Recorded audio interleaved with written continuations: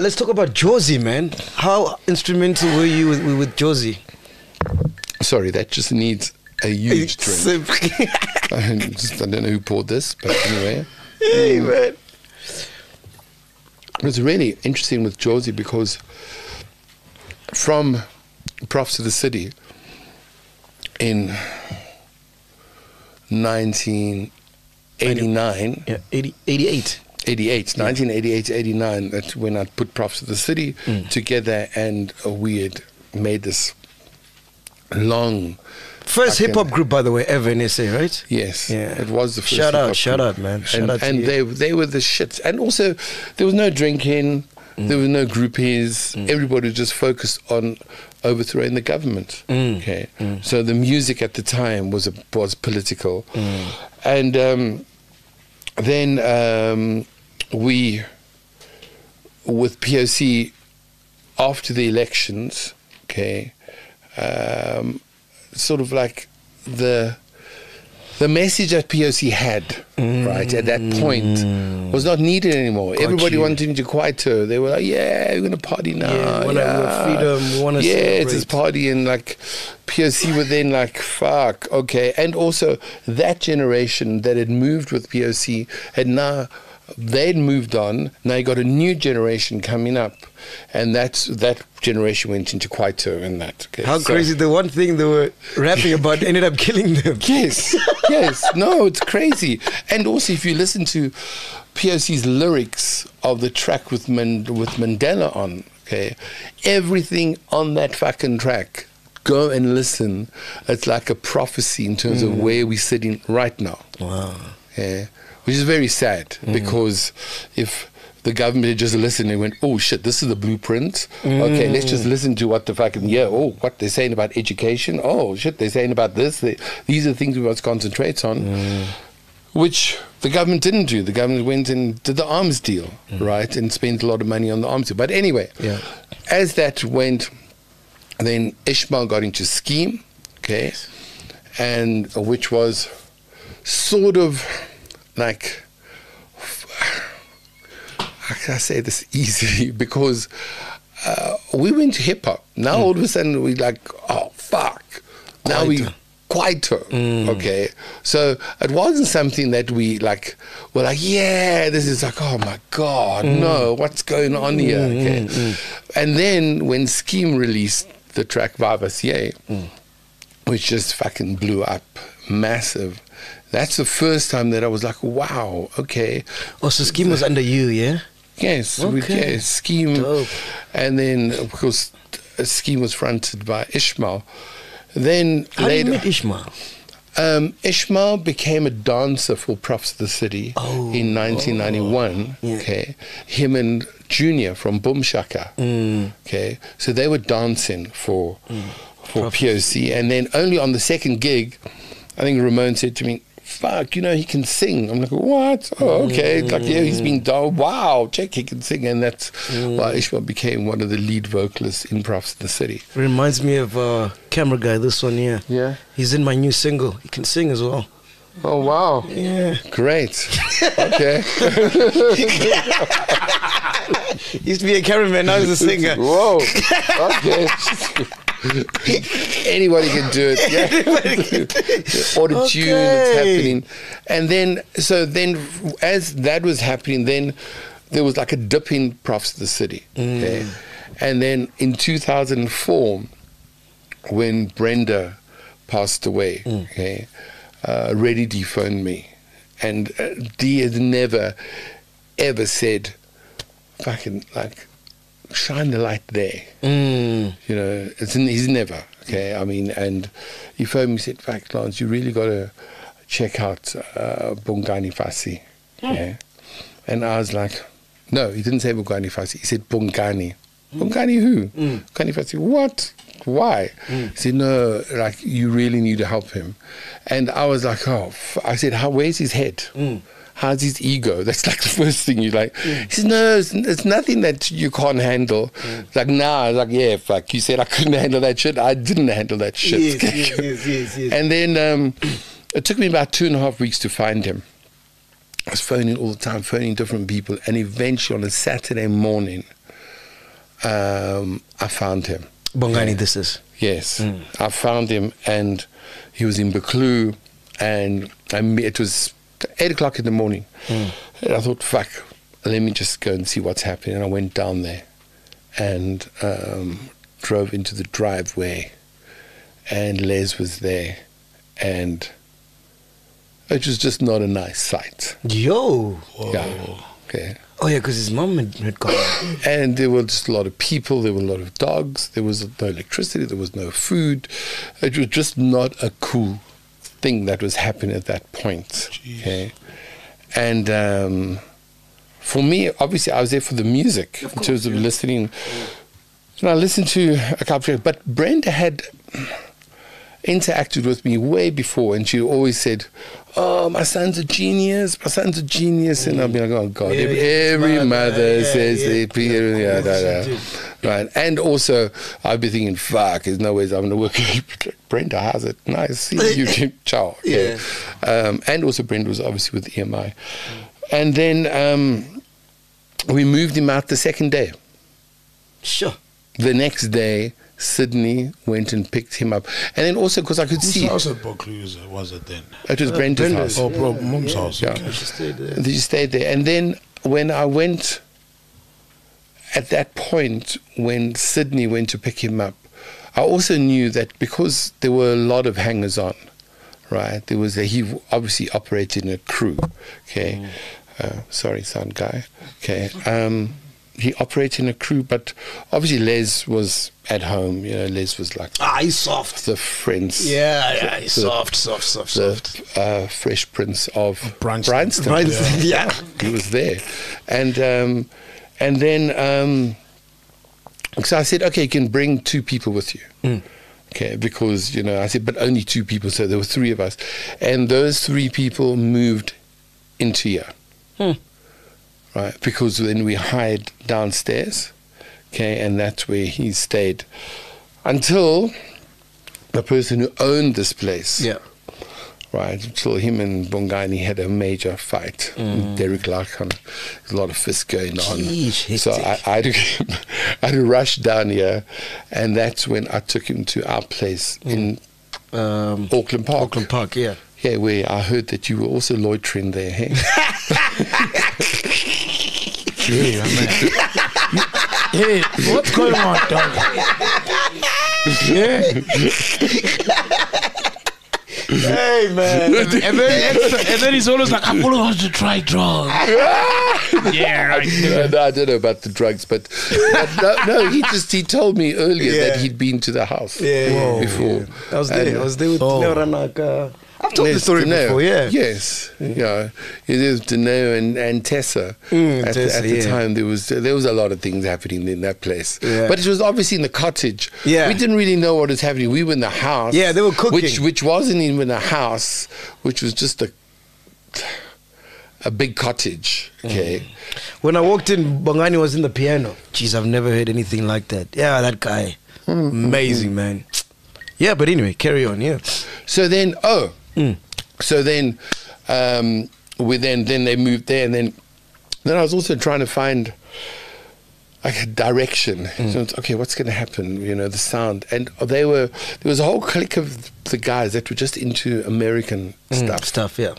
Like obviously spearheaded by the one and only Fresh Prince. Yeah, the Les. Yeah. Yeah, and then I went and I got a load of CDs one day at Reliable, right? Reliable had this massive warehouse close to Edgardale, and I went in and I just took Bongani with it. I said, "Yeah, like listen to this, okay." And because I wanted to find the continuation of Prophet's sound, Prophets of the City sound, but make it more accessible and more commercial. The problem that POC had was this industry is all about songs. Okay, you cannot move forward as a group, as an artist, if you don't have songs that are fucking happening. You can't. Okay, and first there was a bit of reluctance in terms of using South African samples or even a South African sound, okay, because everybody was trapped in the American thing. And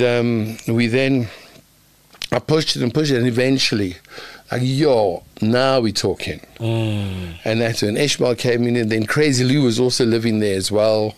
He was living in the tree house somewhere in my child's tree house. And my child always go, why is he living in my tree house? But it wasn't a tree, it was like, it wasn't a tree, it was like some. Anyway, and then Jozi, because Jozi, what I could see was that Jozi could have been the super group, okay? Even after Crazy Lou left, it was fine because you had Ishmael, Bongani, Fassie, and you had Deleuze, and everybody played a major part in bringing certain elements into the group that could make it massive, okay? And I managed to take them through to Spring Break. Yo, that's where the shit started. In America? Yes. Damn. Oh. Yeah, we went and we took them to Spring Break. I met somebody that had come from Adult Swim, okay, the channel, and I did some favors for him over here, and then he said to me, one day, he also had TLC, and he said, one day I'm going to do you a favor, okay, and when I phone you, you must just be ready. And I was like, oh, fuck, okay, I wonder what he's going to say, do. And then he phoned me, and he said, okay, I've got you on Spring Break, okay? You bring the artists that you think can crack in the States. Wow. And so I was like, yo, we're putting this whole show together. And then we did a massive go-away party at Jabulani Mall, where I think it was all fucking like 10,000 people were there. And we couldn't take everybody with to Spring Break because certain people couldn't get visas. There was a visa problem and all the shit. And eventually we managed to get the group there, and then Cook 299, who we spoke about earlier, he came with. And that was the first time where I could actually see, wow, okay, there's a reaction, because it's very difficult getting to Spring Break. Okay, first of all, the guys lost their minds completely. Okay, because everything they've seen in movies, It's there. Yeah, it's there. I was like, fuck. Okay, this is like, there's no acting in movie. No, this is real. This shit is going down here. Yeah. Okay? I mean, I remember we were sitting at the back of the stage before Jozi was going on, and we looked, and there was a whole flat that was overlooking the beach. It was like, there's people having sex on the balcony. Can you see that? And everyone like, yes, wow, what is good? Yeah. But and I remember the first night, like, the police brought Bongani back. Okay, Bongani had just like disappeared, like gone. Have you ever been to Spring Break? No. Oh my God, no. It was mad, and it was also mad. Just trying to keep everybody's heads right, because you will lose it, especially if you're already like going up, you're rising. Now you get to fucking Spring Break, okay, and you're like, fuck, we've arrived, okay. And meanwhile, you've still got a fucking, you got a far way to go. And then when we got back, that's when all the shit started. And then they broke up. Actually, they didn't break up. Bongani left. Yeah. There's a lot of other things that happened, but we've only got, how many groups we got to talk about? So Spring Break broke up Jozi.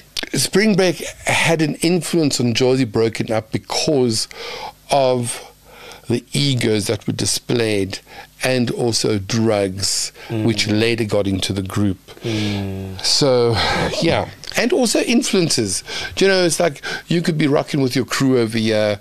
Les has got his people. Yes. Now your crew is saying to you, dude, I think you should get rid of Sal here. Yeah. Sal is bringing nothing to the table. Yeah. Okay. You are the shit. Okay.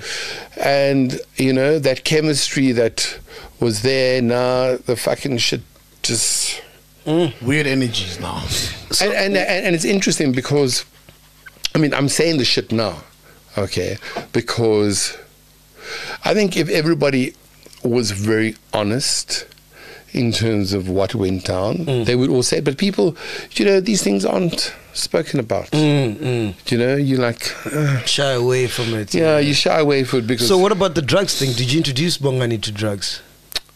Maybe grandpa, okay, but I'm sure he had a lot of grandpa before. No, not your grandpa. Hey, man. I was like, yo, he's an He's like, yeah, that's my grandpa.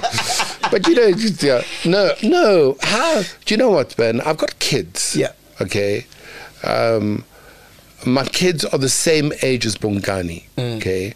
They lived with Bongani. They grew up under Bongani for a certain period. Brenda died from drugs. Okay.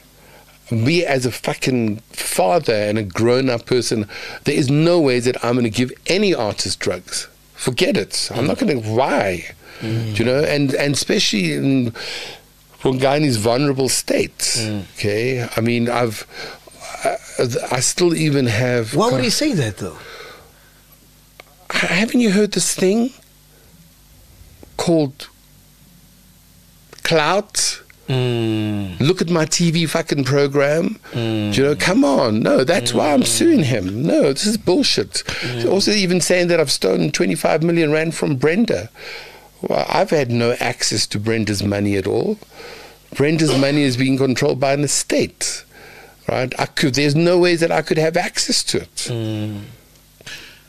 Has he ever done drugs in your presence? Have you seen him? No. I've heard from a lot of people about the amount of drugs that he's done. A lot of people. And I confronted him in Zambia. We were in a tour in Zambia. And there I confronted him. I was like, dude, I'm hearing this drug shit. No. Then, whoa. Yeah, we went to New York once, just myself and him. Hey, God, America's the devil, eh? Yo.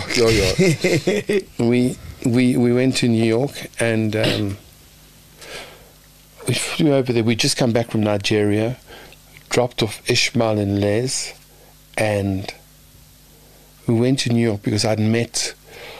There was a producer there that had done Lauryn Hill's album, okay, and he'd won 6 Grammys, and somebody introduced said, no, when you get to now, you got to see that. And I was like, whoa, okay.